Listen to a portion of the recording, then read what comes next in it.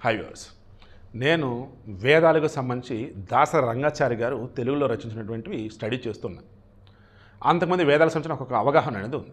మొత్తం cross check చేస్తుంటే తెలిసింది ఏంటంటే మన వేదాలలోనే ఈరోజు టెక్నాలజీ సైన్స్ మొత్తం ఉంది. ధర్మం అన్నప్పుడు మనం ఫాలో అయ్యి ఈ వేదాలలోదే. So armed by science, guided by dharma, ఇదే మన సిద్ధాంతం. ఈరోజు వరల్డ్ మొత్తం మీద కూడా టెక్నాలజీ అన్నప్పుడు వెస్ట్రన్ కంట్రీస్ చూపిస్తూ ఉంటారు. బట్ ఆ టెక్నాలజీ మొత్తం కూడా వాళ్ళు ఎక్కడి నుంచి తీసుకున్నారు ఏంటి అన్నప్పుడు మన వేదాలలోనే అని చెప్పేసి ఈరోజు అర్థమవుతూ ఉంది.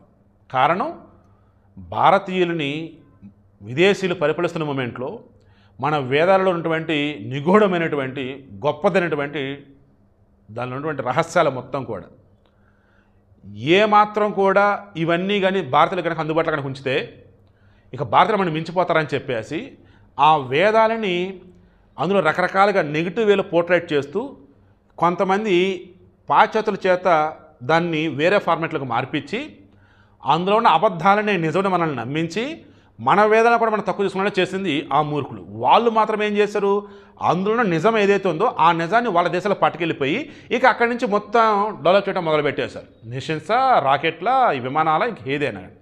సో అందుకే మన వాళ్ళు ఇస్రో సైంటిస్టులు కూడా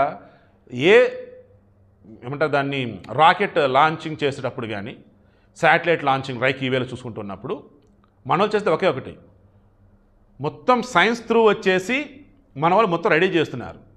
బట్ దాని వెనుకున్నదంటే మన ధర్మం, మొత్తం గైడ్ చేసేది ధర్మ. మొత్తం టెక్నాలజీ అదే అనుకున్నప్పుడు ఇంకా అదేంటో మనం చూస్తూనే ఉన్నాం. సింపుల్, నేను చెప్పాల్సింది ఏమీలా. ప్రపంచమంతా ఈరోజు ఎన్ని రకాలుగా ఎన్ని మాట్లాడినా మన భారతీయ మహిళలు కట్టుబొట్టుతో, నిండైన చీరతో, చక్కని కట్టుబాట్లతో సైంటిస్టులుగా ఉంటూ అద్భుతాలు చేస్తున్నారు, అద్భుతమైన వంతెనలు కడుతున్నారు. అలాగే పురుషులు కూడా. అందుకే చంగాలమ్మ గుడిలో పూజలు చేస్తారు, శ్రీవారి ఆలయంలో పూజలు చేస్తారు, అంతిమంగా ఆకాశంలో అద్భుతాలు చేస్తారు. అంతరిక్షంలో మన వాళ్ళు దూసుకెళ్ళిపోతూ ఉన్నారు. ఈ వీడియో మెయిన్ ఇంటెన్షన్ మీకు అర్థమైందా?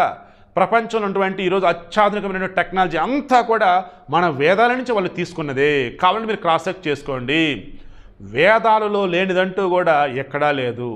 మహాభారతంలో ఏదైతే చెప్పున్నారో నిత్యం జరిగేది, మహాభారతంలో ఏదైతే చెప్పారో అదే నిత్యం జరుగుతూ ఉన్నది, జరిగేది. అంటే ప్రపంచమంతా కూడా సృష్టి మొదలు సృష్టి అంతవరకు అంతా కూడా మన వేదాలలో ఉంది, మన పురాణ ఇతిహాసాలలో ఉంది. అంతిమంగా సనాతన ధర్మం అనేది ఏదైతే ఉందో అదే శాశ్వతం, అదే నిజం.